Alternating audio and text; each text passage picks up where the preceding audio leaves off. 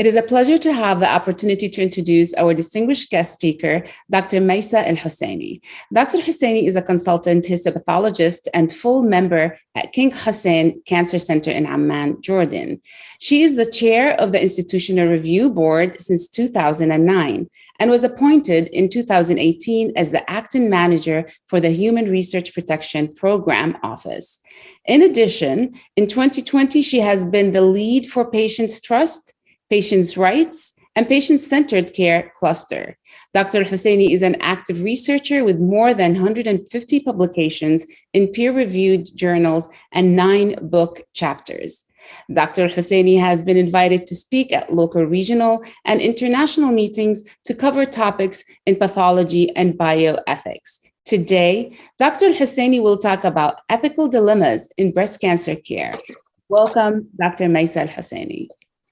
Thank you very much, dear Hanan, for the kind introduction, and thank you very much, dear Rula, for the kind invitation.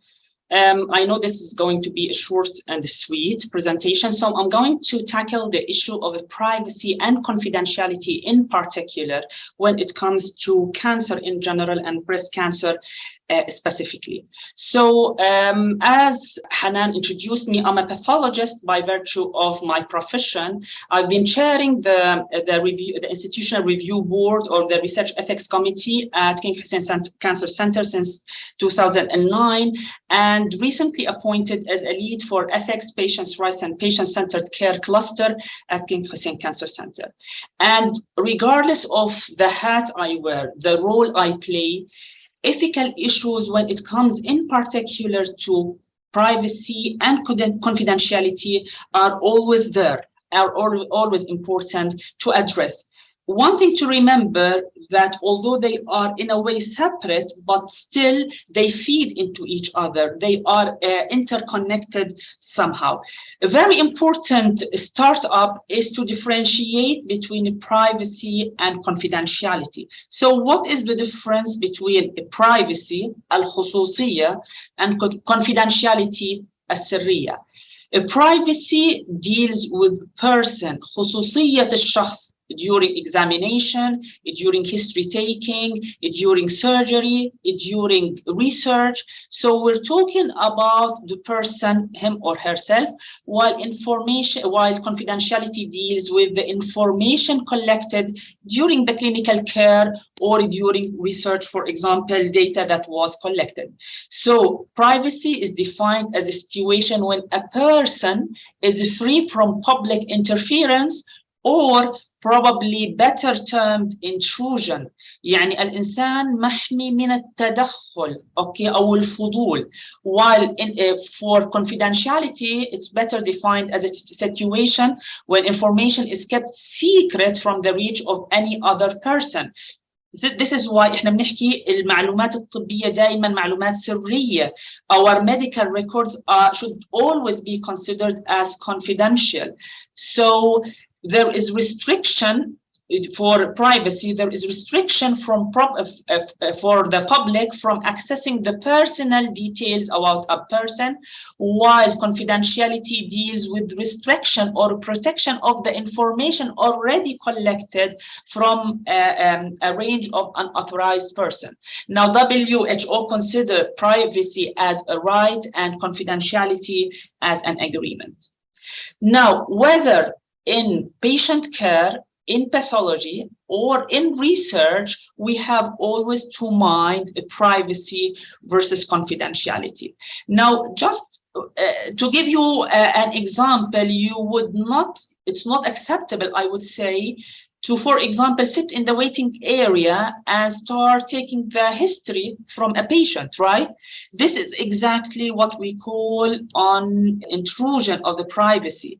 So nobody would imagine that a physician would sit in the waiting area and start taking the history from a patient.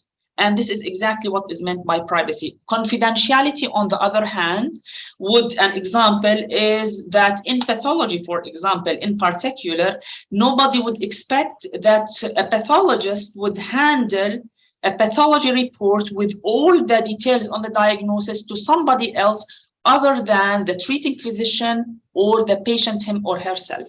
So if somebody approaches a pathologist asking for a pathology report from جيرانهم, خالة صاحبته, أصحابهم, something like that, we should not really share the confidential data present in the pathology report with anybody apart from the physician and or the patient him or herself.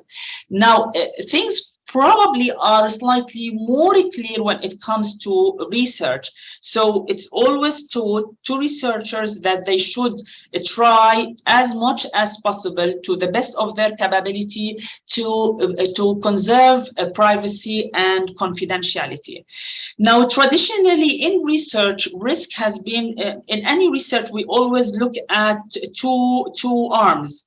What would be the benefit of a participant, a patient, a cancer patient, for example, participating in a clinical trial, investigating a new drug, and what are the potential risks of this participant or this patient participating in a clinical trial.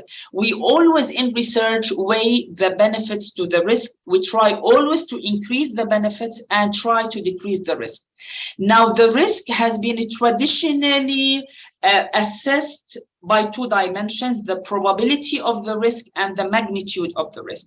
And the cutoff line or the threshold for what we call minimal risk in research is that the probability and the magnitude of harm or discomfort anticipated from participating in research are not greater in and of themselves than those ordinarily encountered in daily life or during the performance of routine physical or psychological examination or tests. Now, this is the traditional diagnosis, but I bet you anybody who reads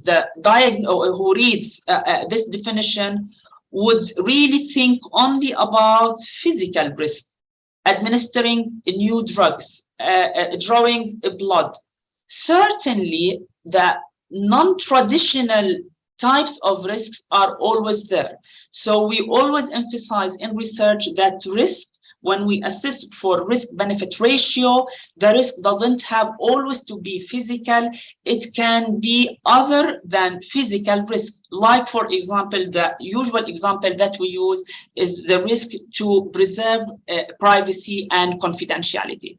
So whether this is in clinical care, routine clinical care, in pathology setting, or in research, privacy and confidentiality should always be there whenever we discuss or patient details, for example, or whenever we release the pathology reports or ask anybody to participate in research.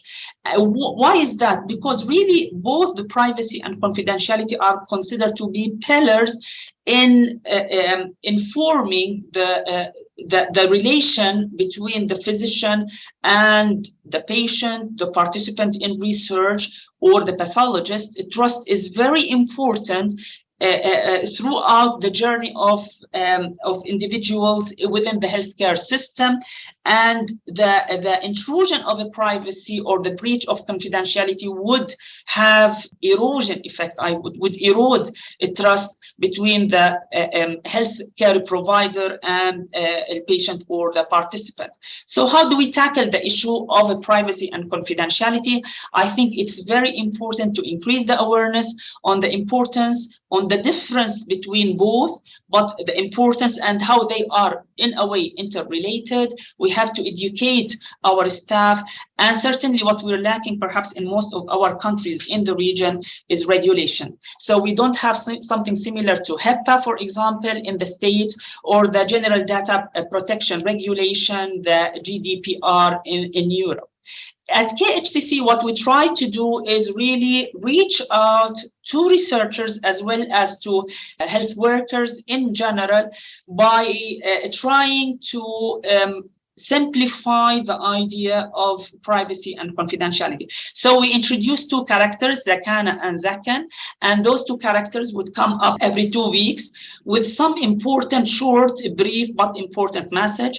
One of those weeks, we talked about privacy al-khususiyya and confidentiality as-sirriya, and how these are really in a way related, are important, but we have to differentiate between both of these terms.